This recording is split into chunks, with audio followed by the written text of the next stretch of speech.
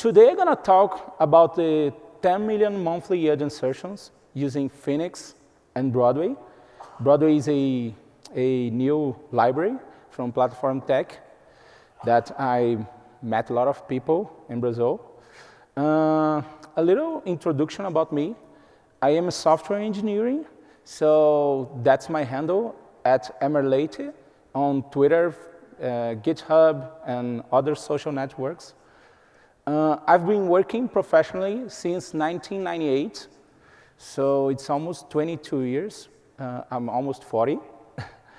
And I live in the city of Rio de Janeiro, the most beautiful city in the world.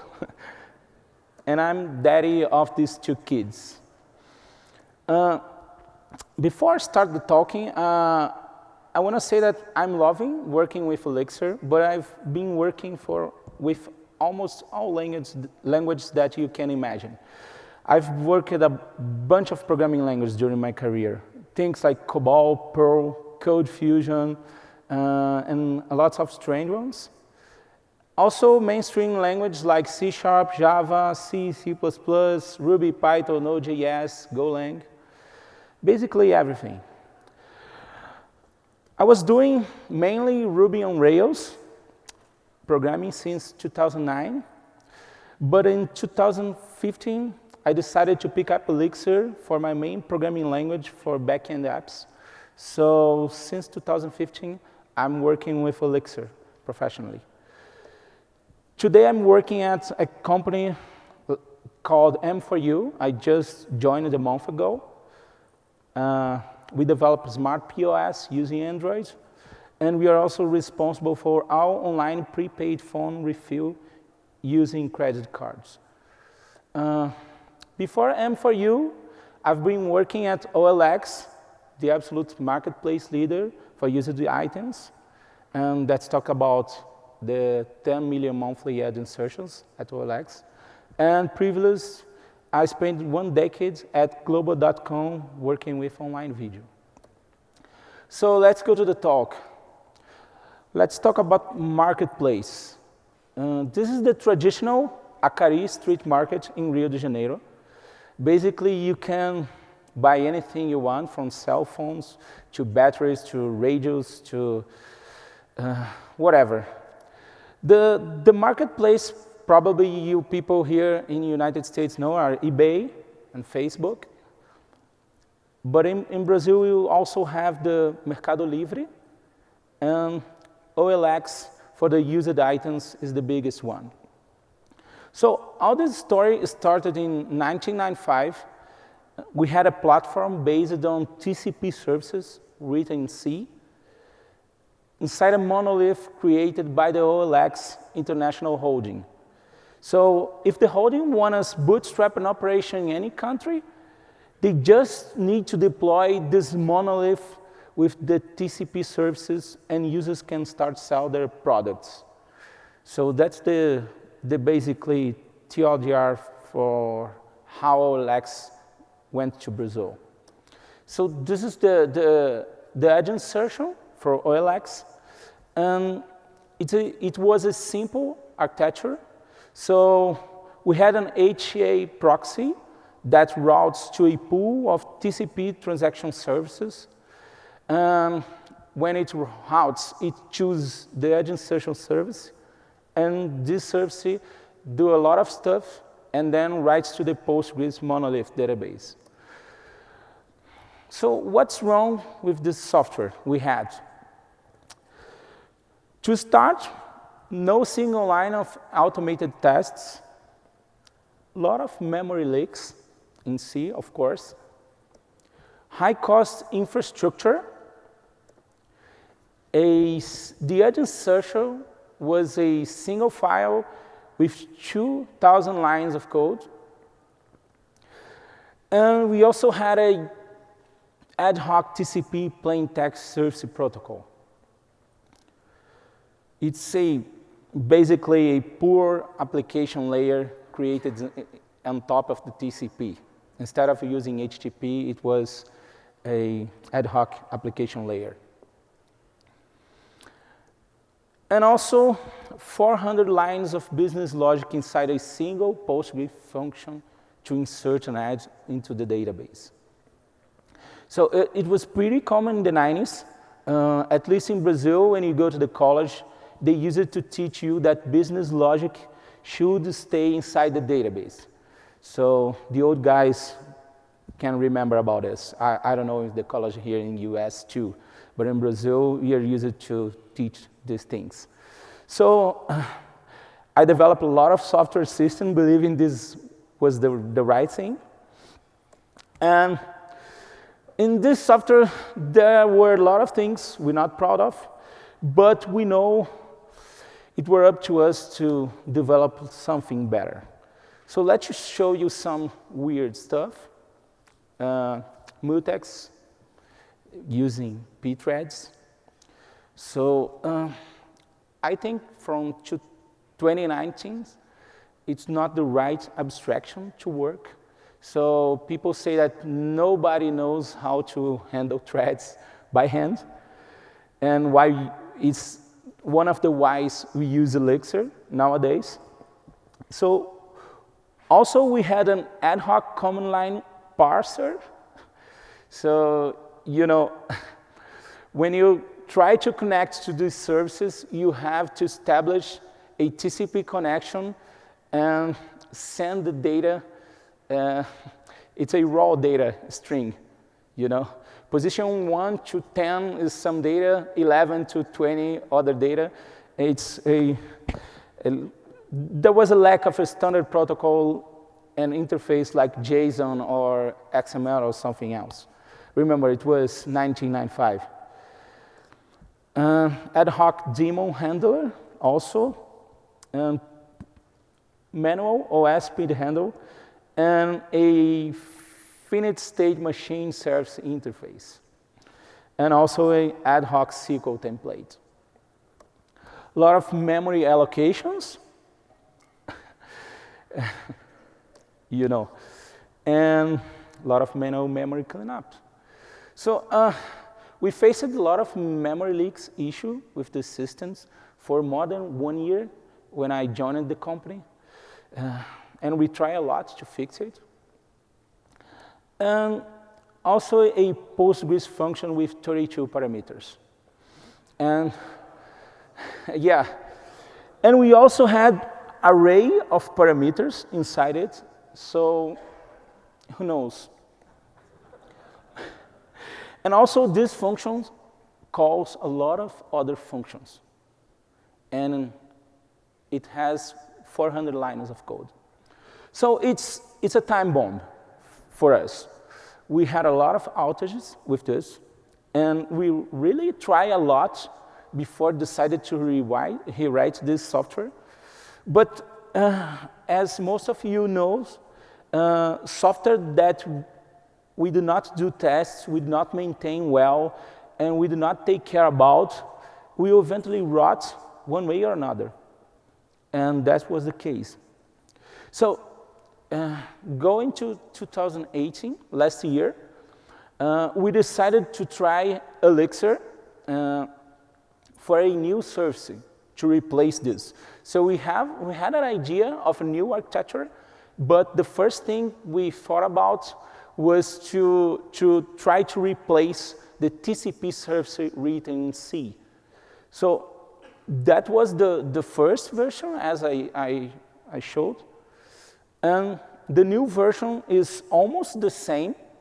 It was intentional to avoid a lot of risks. So we replaced a TCP service with an HTTP one. And we stopped using a pool of TCP servers, transaction servers, and we started deploying on ECS. AWS cluster, not just the Elixir as insertion, but other HTTP services. But we keep it saving things in the old database using the Postgres function.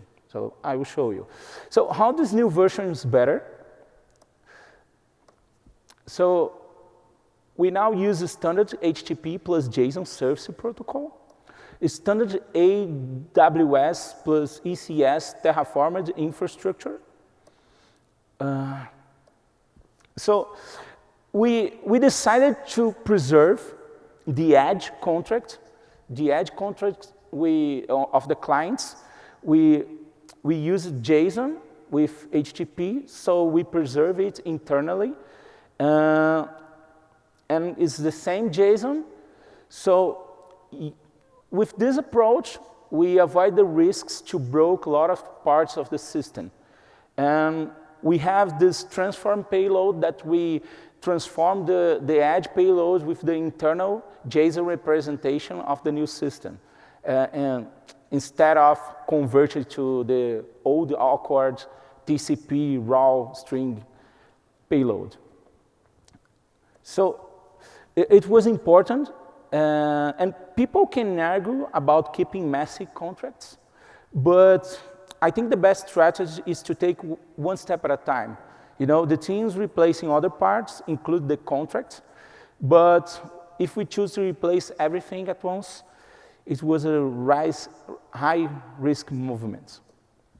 To see what things was going, we also keep sending the metrics to StatsD, so we could see the throughput of the Elixir version and the old C version, and during the rollout of the old version to the new one. And in the purple is the Elixir, and the red is the C old one. So we preserve the database integrity, saving the add to the old database, because a lot of other systems were reading from that database, so we need to keep saving things there. We had a lot of issues with this because these functions lives in a search path inside Postgres, and I did not find a better way to do this, but we had to call this function with 32 parameters, and we had to do 2 instructions using ActoMulti. The first one to set the search path, and the other one to do the query. So without a transaction and ActoMulti, when you invoke the function and it invokes other functions inside, it fails. So this was the only way to solve this, using ActoMulti, setting the search path, and then doing the actual query. But what's not good yet? People still uses the database as a single point of integration. And after this first replacement, we had stability. We stopped the outages. So we decided to create a strategy to replace the old architecture with the new one to achieve better results and start to throw away the old stuff.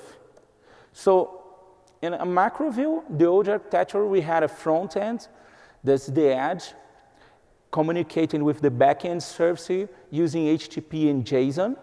And the backend service communicates with the TCP. At insertion, use TCP and plain text.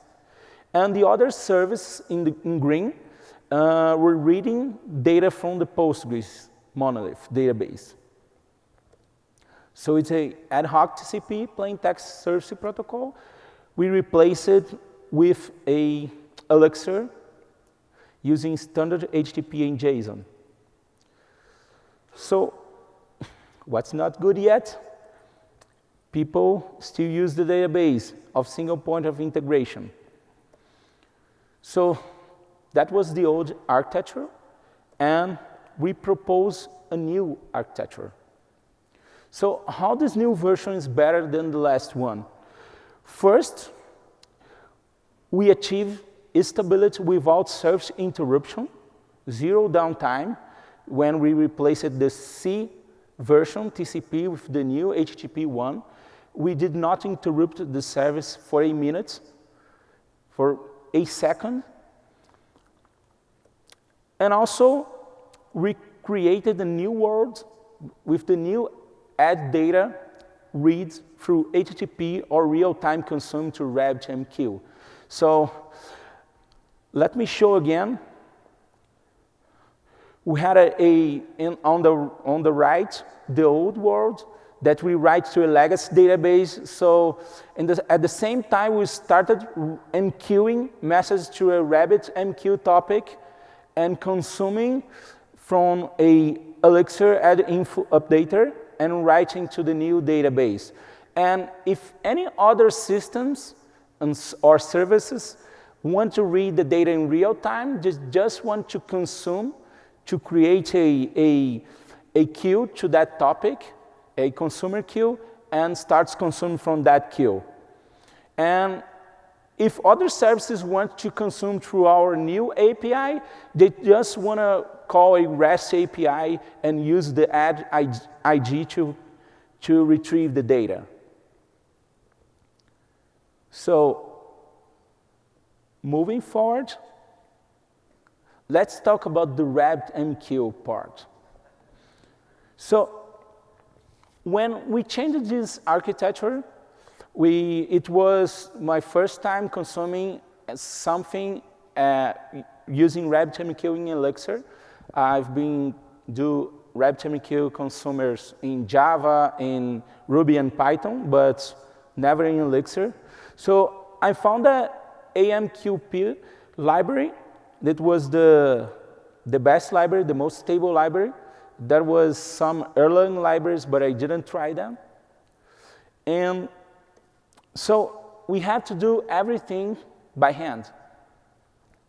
So when you use this library, you have to create a module that handles the connection and the consume of the message and deal with everything by yourself.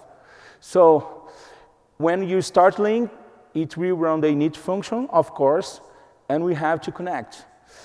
Then, if all this boilerplate is described in the documentation, so I will take a look with you in some details, but everything is the documentation of AMQP library. So if the connection succeeds, we start monitoring disconnects, the process that is connected to the RabbitMQ, and we also register this gen server as a message consumer. And if it failed to connect, we try to reconnect on every 10 seconds or 30 seconds or whatever you want. Okay? So we have this handle info down. So when if somebody does not know, when you monitor a PID in Elixir or Erlang, you have the handle info.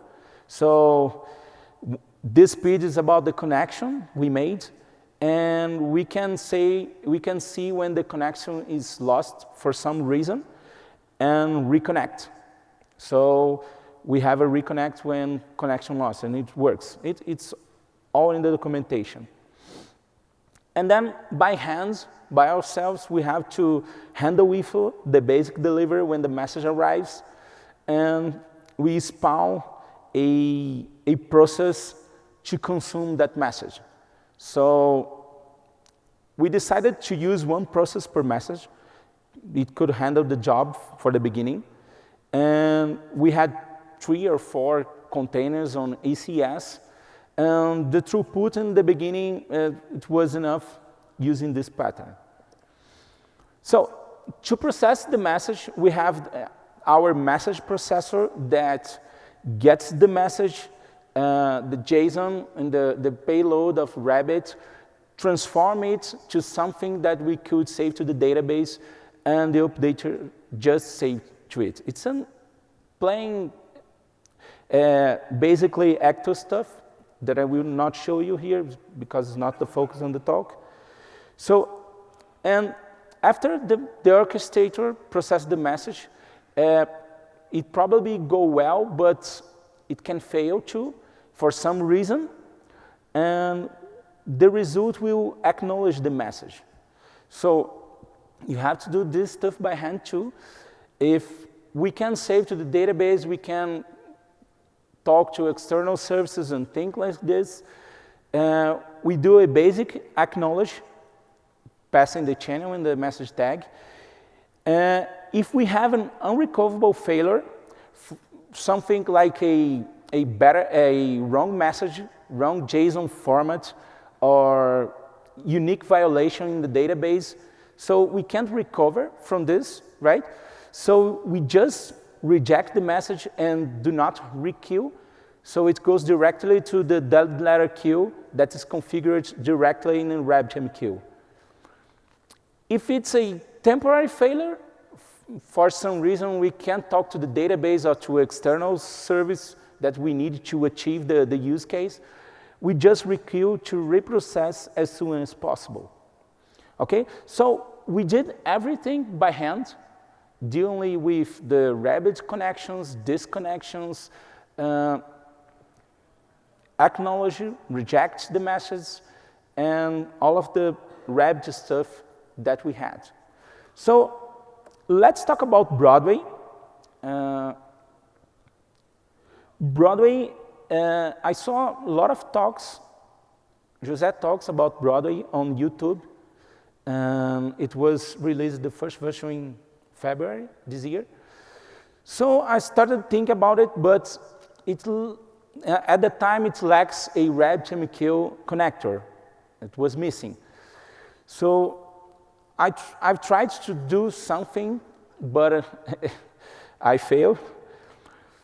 And then in April, Marlos announced the RabbitMQ connector from Broadway. So I took a look at the documentation, and by the time it was not available, so we tried to do this in the new version of the software, the new architecture.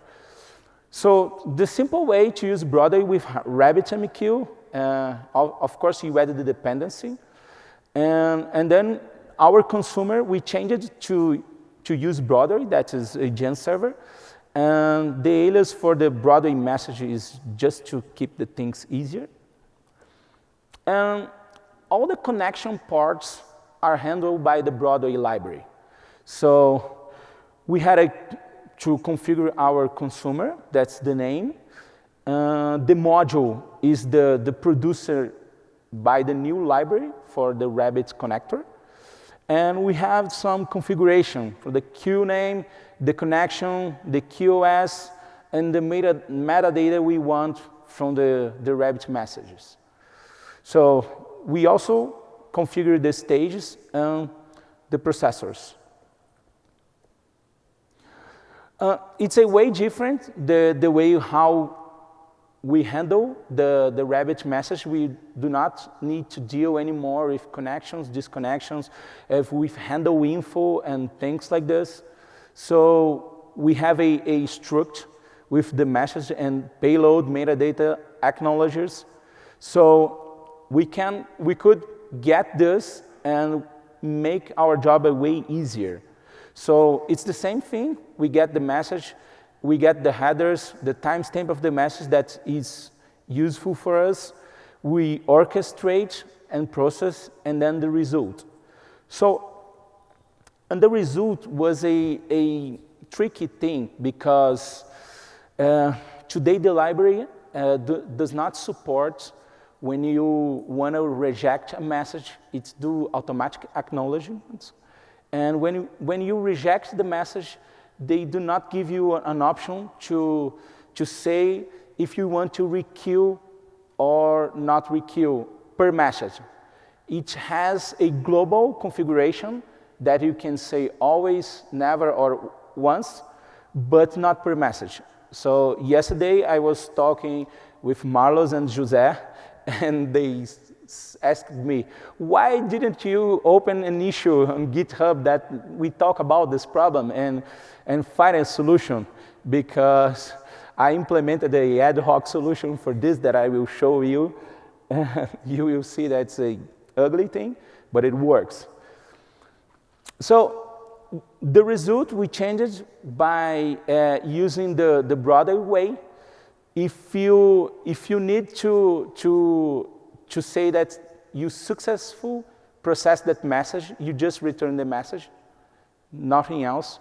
And if you had any issues, you need to reject the message. So we created a function, a private function called reject, that we can say that if we will requeue the message or not.